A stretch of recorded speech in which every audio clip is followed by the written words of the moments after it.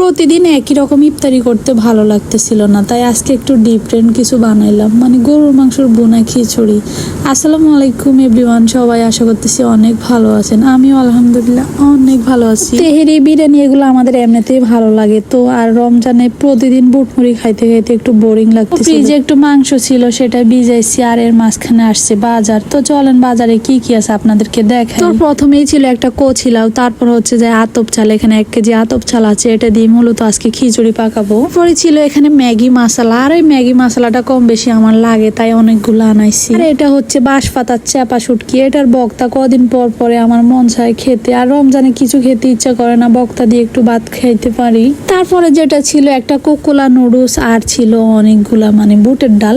তো আজকে সেরির জন্য রান্না করব বুটের ডাল দিয়ে, লাউ দিয়ে, আর শুটকির বক্তা। তো এখন খিচুড়ির জন্য ডাল ছালগুলা মিক্স করতেছি। আজকে কিন্তু 2 রকমের ডাল দিয়ে খিচুড়ি রান্না করব। তো আমার কাছে মুগের ডাল আর মুসির ডাল মিক্স করে খিচুড়ি রান্না করলে অনেক ভালো লাগে। কেন জানি না এত বড় পাতিলে মানে এত অল্প মাংস রাখতে আমার কেন জানি না আজকে লজ্জা করতেছে, তো রান্না করতে হবে। আর গরুর মাংস অল্প হলো কি হয়েছে, গরুর মাংস দিয়ে খিচুড়ি রান্না করলে অনেক মজা হয়। লজ্জা লাগলে কিসে খাইতে তো মজা লাগবে। তারপর যাই আমি আজকে সরিষার তেল দিয়ে কিন্তু খিচুড়িটা রান্না করব। প্রথমে মাংসের মধ্যে সরিষার তেল দিয়ে দিলাম, তারপর আদা বাটা, রসুন বাটা, মানে হলুদের গুঁড়া, মরিচের গুঁড়া, জিরের গুঁড়া, ধনিয়ার গুঁড়া, যা যা লাগে সবকিছু দিছি। আর এইদিকে লাউ চামড়া আর আলু কুচাই লইছি, এগুলা কিন্তু ভাজি করব। লাউটাও কাটছি। কচি লাউ হলে আবার আমি চামড়া ফালাই না, কচি লাউ দিয়ে কিন্তু আলু কুচি কুচি করে ভাজি করলে এটা কিন্তু অনেক মজা হয় খেতে। আর এইদিকে মাংস কষানি শেষ, আলু দিছি, তারপর যে চাউল দিয়ে দিছি, ঘি দেওয়া হয়েছে, একটা ম্যাগি মশলা দিয়ে এখন কিন্তু মানে চাউলগুলা মিশাই দিছি। তো চাউলগুলা 30 সেকেন্ডের মতো মানে মিশাইছি, তারপর কিন্তু এখানে গরম পানি অ্যাড করছি, অনেকগুলা কাঁচামরিচ, টমেটো দিয়ে দিলাম, সবকিছু তো দিয়ে দিলাম, কিন্তু যেটা দিই না সেটা হচ্ছে লবণ। গাইস আজকে লবণ ছাড়াই আমি খিচুড়ি রান্না করলাম। ভাগ্যভালা ভাগিনা রোজা রাখে না, ওকে বলছি দেখ একটু লবণটা ছেঁকে দেখ লবণ হয়েছে কিনা, আর ও বলতেছে লবণে তো আপনি দেন নাই। সেটা বড় কথা না, বড় কথা হচ্ছে আমাদের খিচুড়ি হয়ে গেছে, আর এইদিকে কিন্তু চেড়া মাখা হচ্ছে।